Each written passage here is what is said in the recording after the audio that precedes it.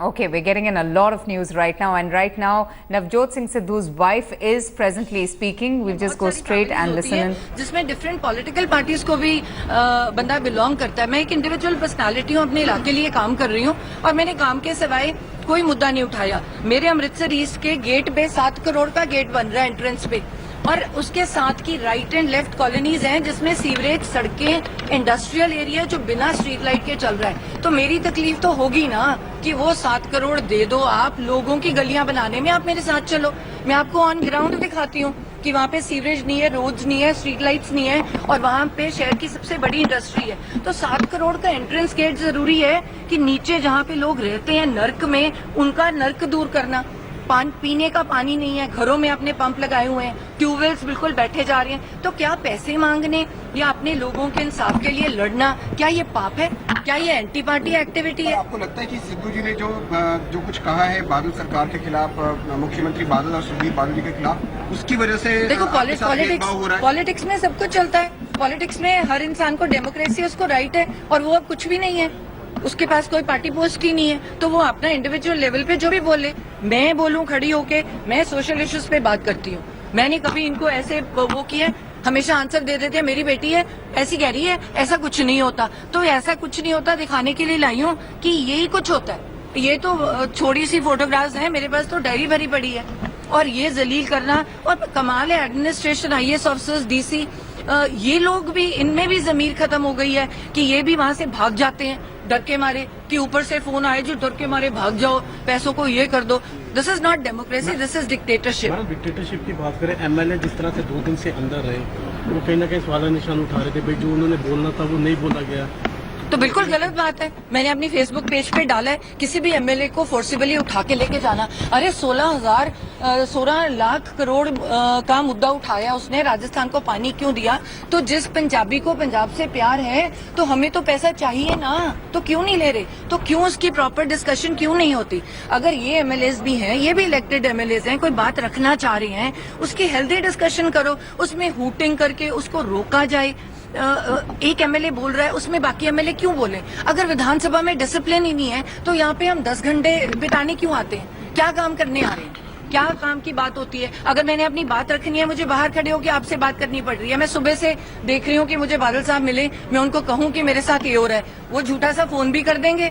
जब मैं जाऊंगी 2 दिन बाद, वहां पे वही कुछ होगा, तो मैं किसको क्या मानूं? तो ये क्या, कितनी ईमानदारी? और एक लेडी MLA के साथ क्या अच्छा लगता है कि आपके 20-30 गुंडे आते हैं वहां पे और वो साथ वाली गली में लोगों को। Okay, so after Navjot Singh Sidhu launched his new party, Awaz-e-Punjab, now his wife Navjot Kaur Sidhu announcing her decision to quit the BJP. We have with us India Today's Brijesh Pandey. Brijesh, was this on expected lines? Because earlier on, when she had spoken to India Today, she made it very clear that she sees no reason to quit the party. But now we are seeing her making that decision after her husband launched his own party.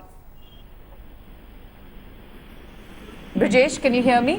Avanika, can you please repeat the question? Yes, I was saying that was this expected of Navjot Kaur Sidhu to quit the BJP after her husband launched his own political party?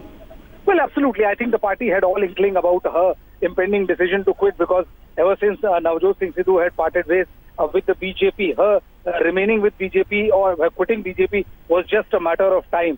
And it was when rather than whether she will quit or not. And this is the reason why today's her decision has not come as a surprise to the party at all. Absolutely, but okay, Brijesh, before I come to you, let's just listen to what Navjot Kaur Sidhu is telling the reporters, what she spoke to them a short while back. इसके कहे पे काम किया तो मैं MLA जीत के आई हूँ, मेरा कॉन्स्टिट्यूशनल राइट है, और उसकी जगह हर रोज कोई ना कोई और गुंडा भेजा जाता है जो अपनी पैलियां हैं या अपनी जो जमीन खरीदी हुई है या कॉलोनियां काटी हुई हैं, वो आके कहीं भी, ये उद्घाटनों की फोटोएं मैं साथ लेके आई हूँ जो प्रेस में भी आती है, जिन्होंने उद्घाटन किए MLA के हलके में और मेरे काम रुकवा के कहा कि मेरे पास आओगे तो आपके काम होंगे, और जिस एरिया में मैं कहूंगा वहां पे काम होंगे, जहां पे MLA कहेगी वहां पे काम नहीं होगा। तो क्या ये डेमोक्रेसी है या डिक्टेटरशिप है? MLA क्यों बनाए जाते हैं? और MLA फिर मुझे कहते हैं तो बोलती है मैं सोशल इश्यूज पे बात करती हूँ। या तो MLA गलत जगह पे काम कर रहे हो तो जरूर उसको क्वेश्चन करो, एंटी पार्टी एक्टिविटी कर रही हो तो भी उसको क्वेश्चन करो, जब मैं इनके काउंसलर्स को सबको फोन करके ऑन रिकॉर्ड है, सारी एडमिनिस्ट्रेशन को वहां बुलाती हूँ मेरे कामों के लिए, तो ये उनको रोका क्यों जाता है? ये कौन सा तरीका है एक अपनी एमएलए के साथ ट्रीटमेंट करने का? और कॉन्स्टिट्यूशनल राइट है मेरा, जब इनका बंदा जीते जो मर्जी कर ले। ये थ्रेट तो दूसरी बात है, इसको देख लेंगे, इसको हरा देंगे, ये तो अनपार्लियामेंट्री लैंग्वेज यूज होती है। चलो ग्राउंड लेवल पे पुलिस हमारी नहीं सुनती, हमारे कार्यकर्ता को मारते हैं, आप हमारे को ज्वाइन कर लो, नहीं तो हम आपको देख लेंगे, आपका सुना नहीं जाएगा। आपका काम, हमारे लोगों के एड्रेस दिए जाते हैं मेरे इलाके में कि इन लोगों के घर जाओगे तो काम होंगे, तो इनका ही पहले प्रधान था, अब उसके साथ लड़ाई होगी, पैसे का कोई चक्कर हो गया, अब वो भी निकल गया, अब एक नया प्रधान बना दिया। तो क्या ये डेमोक्रेसी है कि इलेक्टेड एमएलए को छोड़ के कोई भी बंदा जाके एमएलए को काम रोक के साथ की गली में गली वालों के सामने कहे कि मेरे को एडमिनिस्ट्रेशन सुनेगी, ठेकेदार मेरी बात सुनेगा, जहाँ मैं कहूँगा काम होगा? तो इसका आंसर मुझे चाहिए कि एमएलए चुनते क्यों है? अगर हल्का इंचार्ज ने ही काम करना है तो इलेक्शन कराने की जरूरत क्या है? सीधी करा लेना कि अकाली दल की इलेक्शन है, उसमें जितने सीटें जीतेंगे वहां पे हम बंदे लगा देंगे, उनको आप उनसे काम करा लेना। आपको लगता है कि सिद्धू जी ने जो आवाज उठाई बादल सरकार के खिलाफ, जो शिकायतें की, उसकी वजह से आपको ये खामियाजा भुगतना पड़ रहा है? देखो, अपनी पर्सनल पॉलिटिक्स और में सारे इंडिविजुअल पर्सनालिटीज होती हैं, बहुत सारी फैमिलीज होती हैं जिसमें डिफरेंट पॉलिटिकल पार्टीज को भी बंदा बिलोंग करता है। मैं एक इंडिविजुअल पर्सनालिटी हूँ, अपने इलाके लिए काम कर रही हूँ और मैंने काम के सिवाय कोई मुद्दा नहीं उठाया। मेरे अमृतसर ईस्ट के गेट पे 7 करोड़ का गेट बन रहा है एंट्रेंस पे, और उसके साथ की राइट एंड लेफ्ट कॉलोनीज हैं जिसमें सीवरेज, सड़कें, इंडस्ट्रियल एरिया जो बिना स्ट्रीट लाइट के चल रहा है। तो मेरी तकलीफ तो होगी ना कि वो 7 करोड़ दे दो आप लोगों की गलियां बनाने में, आप मेरे साथ चलो, मैं आपको ऑन ग्राउंड दिखाती हूँ कि वहाँ पे सीवरेज नहीं है, रोड्स नहीं है, स्ट्रीट लाइट्स नहीं है, और वहाँ पे शहर की सबसे बड़ी इंडस्ट्री है। तो 7 करोड़ का एंट्रेंस गेट जरूरी है कि नीचे जहाँ पे लोग रहते हैं नर्क में, उनका नर्क दूर करना। पीने का पानी नहीं है, घरों में अपने पंप लगाए हुए हैं, ट्यूबवेल्स बिल्कुल बैठे जा रहे हैं। तो क्या पैसे मांगने या अपने लोगों के इंसाफ के लिए लड़ना, क्या ये पाप है? क्या ये एंटी पार्टी एक्टिविटी है? आपको लगता है कि सिद्धू जी ने जो कुछ कहा है बादल सरकार के खिलाफ, मुख्यमंत्री बादल और सुखबीर बादल जी के खिलाफ, उसकी वजह से देखो, पॉलिटिक्स में सब कुछ चलता है। पॉलिटिक्स में हर इंसान को डेमोक्रेसी, उसको राइट है, और वो अब कुछ भी नहीं है, उसके पास कोई पार्टी पोस्ट ही नहीं है, तो वो अपना इंडिविजुअल लेवल पे जो भी बोले। मैं बोलूं खड़ी होके, मैं सोशल इश्यूज पे बात करती हूँ, मैंने कभी इनको ऐसे वो किया, हमेशा आंसर दे देते हैं मेरी बेटी है ऐसी कह रही है, ऐसा कुछ नहीं होता। तो ऐसा कुछ नहीं होता दिखाने के लिए लाई हूँ कि यही कुछ होता है। ये तो छोटी सी फोटोग्राफ्स हैं, मेरे पास तो डायरी भरी पड़ी है, और ये जलील करना, और कमाल है एडमिनिस्ट्रेशन, IAS ऑफिसर्स, DC, ये लोग भी, इनमें भी जमीर खत्म हो गई है कि ये भी वहां से भाग जाते हैं डर के मारे कि ऊपर से फोन आए जो डर के मारे भाग जाओ, पैसों को ये कर दो।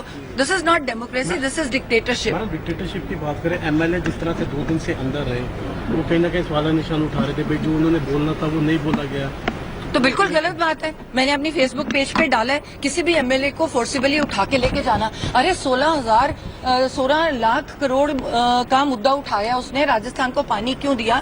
तो जिस पंजाबी को पंजाब से प्यार है तो हमें तो पैसा चाहिए ना, तो क्यों नहीं ले रहे? तो क्यों उसकी प्रॉपर डिस्कशन क्यों नहीं होती? अगर ये एमएलएज भी हैं, ये भी इलेक्टेड एमएलएज हैं, कोई बात रखना चाह रहे हैं, उसकी हेल्दी डिस्कशन करो, उसमें हूटिंग करके उसको रोका जाए। एक एमएलए बोल रहा है, उसमें बाकी एमएलए क्यों बोले? अगर विधानसभा में डिसिप्लिन ही नहीं है तो यहाँ पे हम 10 घंटे बिताने क्यों आते हैं? क्या काम करने आ रहे हैं? क्या काम की बात होती है? अगर मैंने अपनी बात रखनी है, मुझे बाहर खड़े होकर आपसे बात करनी पड़ रही है। मैं सुबह से देख रही हूँ कि मुझे बादल साहब मिले, मैं उनको कहूँ कि मेरे साथ ये हो रहा है, वो झूठा सा फोन भी कर देंगे। जब मैं जाऊंगी 2 दिन बाद, वहां पे वही कुछ होगा, तो मैं किसको क्या मानूं? तो ये क्या, कितनी ईमानदारी? और एक लेडी एमएलए के साथ क्या अच्छा लगता है कि आपके 20-30 गुंडे आते हैं वहाँ पे, और वो साथ वाली गली में लोगों को धमका के, ढका के, ठेकेदार को भगा के, वो जो बेचारे काम करने वाले लेबरर्स हैं वो बेचारे कहें कि मैडम हम तो मर गए काम लेके, हम कहाँ को भागे, हमें 2-2 करोड़ के काम मिले, हमने काम करना, हमें काम नहीं करने दे रहे, हमें कहते तेरा सारा पैसा रोक लेंगे, तुझे कोई पैसा नहीं मिलेगा, तू काम करके दिखाना एमएलए का। ये कौन सी डेमोक्रेसी है? Okay, so an extremely angry Navjot Kaur Sidhu announcing her resignation from the BJP, claiming that the party is not allowing her to work in her constituency, and all of this is happening after her husband just very recently launched his own party independently, Awaz-e-Punjab, and now his wife following in the same footsteps and announcing her decision to quit the BJP.